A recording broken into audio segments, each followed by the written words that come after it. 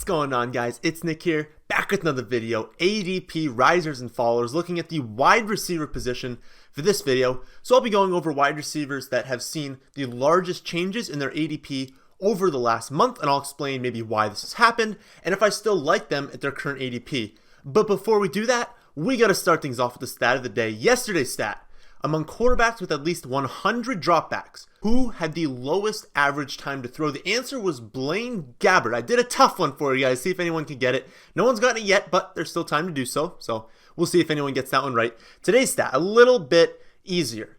Among wide receivers with at least 50 targets last season, who had the lowest air yards per target?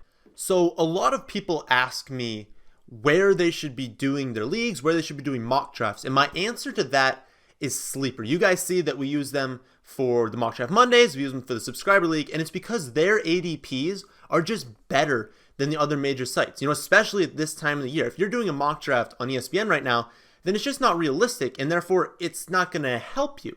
So Sleeper's kind enough to sponsor this video, and we're happy to be using them for our subscriber league because we genuinely believe they have a product worth using. So if you want to download Sleeper, then we have a link in the description. And if you want to join our FFA channel on Sleeper, where you can do mock drafts with us, you can ask us questions, then we also have a link to that in the description box down below. But let's talk about some wide receivers. And we're going to start things off with Tyreke Hill. Tyreke Hill has risen from the 5th round into the early 4th round, and this is likely a reaction to the report that his suspension is going to be a maximum of 4 games. You know, before that, it was like, is it going to be 6 games, 8 games, indefinite suspension? There was just so much unknown that you couldn't take him, you know, in the top 4 rounds. But with the report coming out, it's a maximum of 4 games. People are starting to take him in the early 4th round.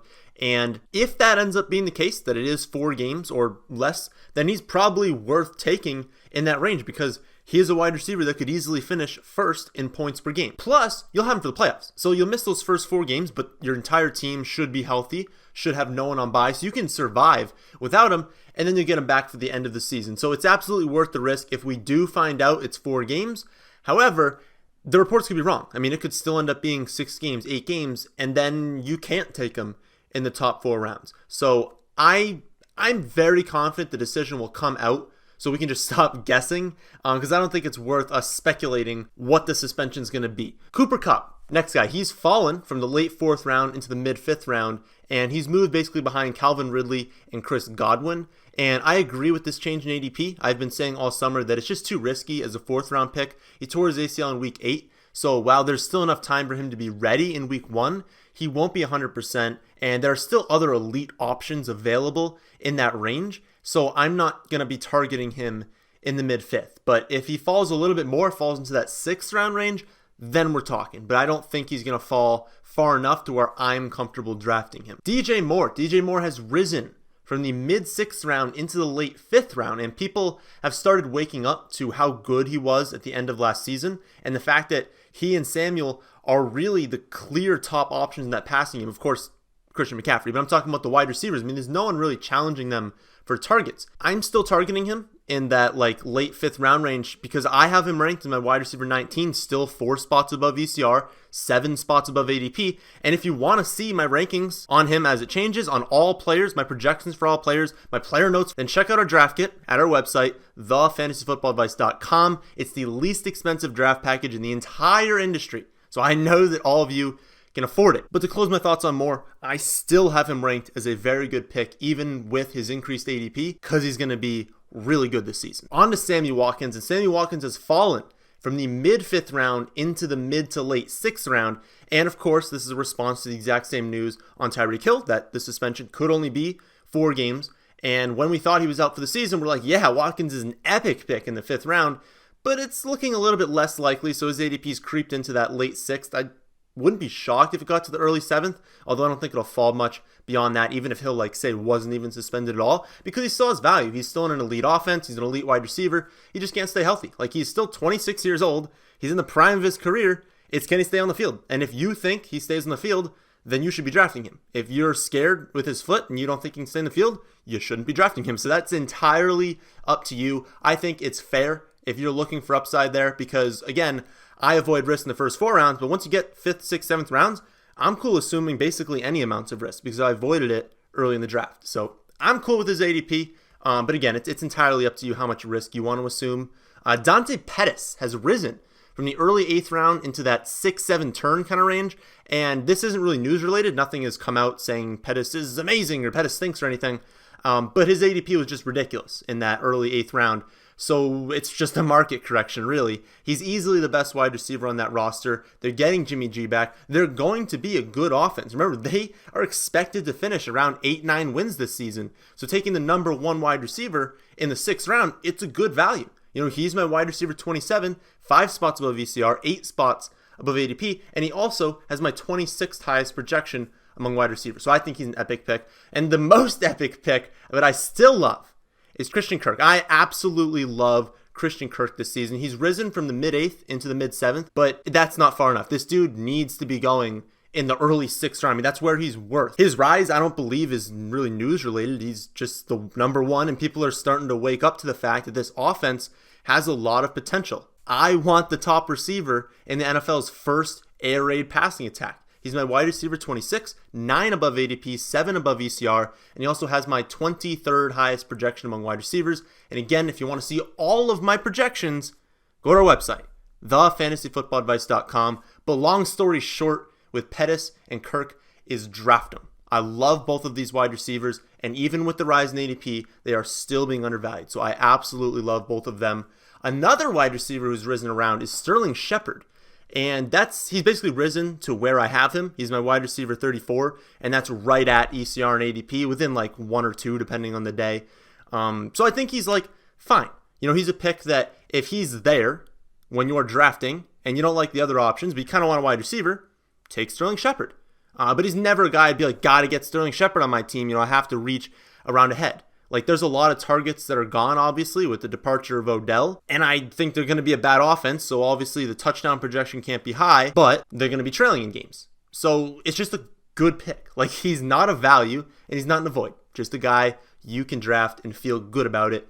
Another receiver that's risen around is Larry Fitzgerald, and he's risen from the mid-9th round into that mid-8th round range, and it's the exact same reason for Christian Kirk. People are finally waking up to the fact that this offense is going to run a ton of plays. The air raid has never been fully implemented in the NFL. I mean, we saw a modified version with Chip Kelly, and it was massively successful for fantasy. But if Kingsbury becomes the first to implement the full air raid, then every single player on this offense needs to be looked at. So taking what is their most stable piece in the 8th round is just a good pick. Like, I like Kirk more, and I expect him to be the guy this season, but Fitz is a discount, so I'll be targeting him as well. Nikhil Harry next on the list. He's dropped from the late 7th into the early 9th round, and there was a report that he was struggling to get open against Stephon Gilmore, and so maybe that, with the potential return of Josh Gordon, is why he's dropped, but it's also probably the fact that like the late 7th was just a little too early for the kid, and people probably started realizing that. I think the early 9th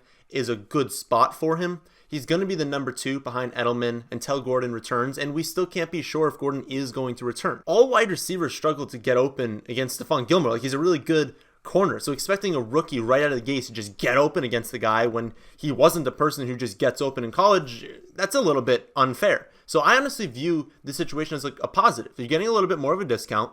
He every day is lining up against one of the best shutdown corners in the league. What do you think is going to happen when he goes out there against a bad cornerback? Well, he's going to have the best practice reps. Like, Gilmore is a very good cornerback. So going up against him, being able to learn how to get open against him is a positive for his development in his career. Plus, Brady's the quarterback. So really, how open do you need to be for Brady to get you the ball? So as a 9th round pick, it's a solid investment. He's not someone that I'd like go out of my way to target, but again, he's not someone that I'm avoiding by any means. D.D. Westbrook, next on the list. He's risen from the mid-10th round into the mid-9th round, and the latest reports are that Marques will not be ready for camp, which means that it is even more likely D.D.'s going to open the season as the number 1 wide receiver. Bortles is finally gone, so maybe they can take a step forward in the offense this season. Foles isn't like an elite quarterback or anything, but he's good enough to maintain fantasy-relevant wide receivers, so I do like taking D.D. at his current ADP, although he, again, is not a player that I would go out of my way to target. Someone that I would go out of my way to target is Marques Valdez Scantling, and he's risen from the late 12th into the late 9th round, and every single report from camp has just been overwhelmingly positive for this kid. Rodgers has said that He's had a great camp. The coaching staff has praised him. Beat reporters are saying this dude's going to be an every down wide receiver. And he was really good last season, so this is all believable. He has the skill set that teams are looking for in the modern NFL. And I expect, at this rate, if no bad news comes out, I expect his ADP to rise into like the 7th or 8th round come late August, which obviously isn't as good for us because we've liked his ADP in the 10th round, but maybe the hype will die down a little bit. I do still have him 9 spots above VCR and 10 above ADP, so he's still a good value even with the rise.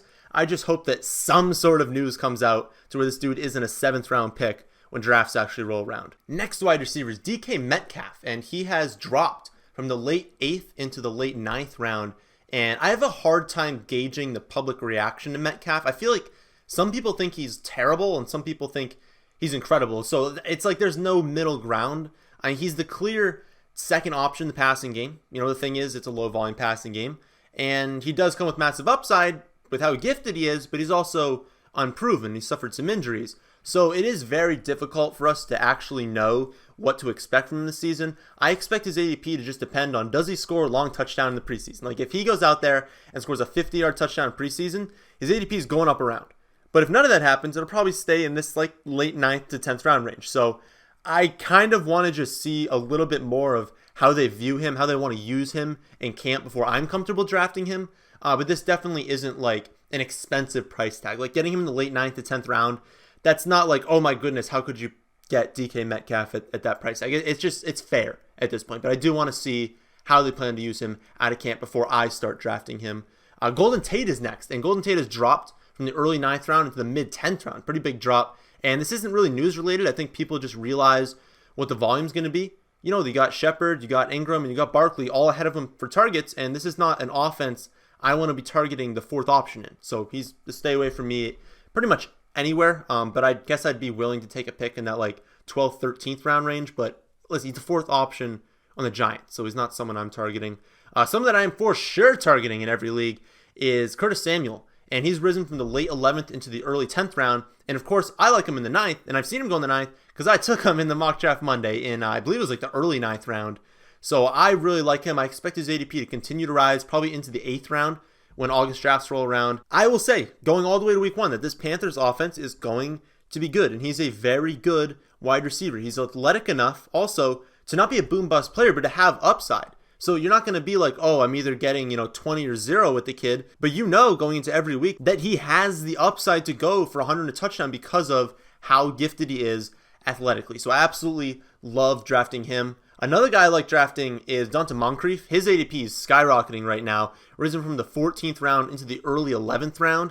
And this is on the heels of reports that he is the team's number 2. And since Antonio Brown and Jesse James are leaving behind 207 targets, people are finally starting to put 2 and 2 together. I don't think his ADP will rise into the 9th until we see like confirmation that he's past James Washington. Like until we see in camp that he's getting, all the first team reps. We see in the preseason, yep, he's out there in 2 wide receiver sets. I don't think it'll rise into the 9th round, but if we do see that, then it might. And then I would start to pump the brakes just a teensy bit, but I do still think he's a really good pick in that 10th, 11th round range right now. Mccollough Hardman has dropped from the late 8th round into the mid 9th round. Again, entirely related to Tyreke Hill. Earlier this month, we thought that this could be a season-long suspension, and now it might only be 4 games. So when it was season-long, it's like, yeah, Hardman, late 8th round, 9th round, that's a good pick. Now, I'm probably just not even going to draft him. I'd stay away.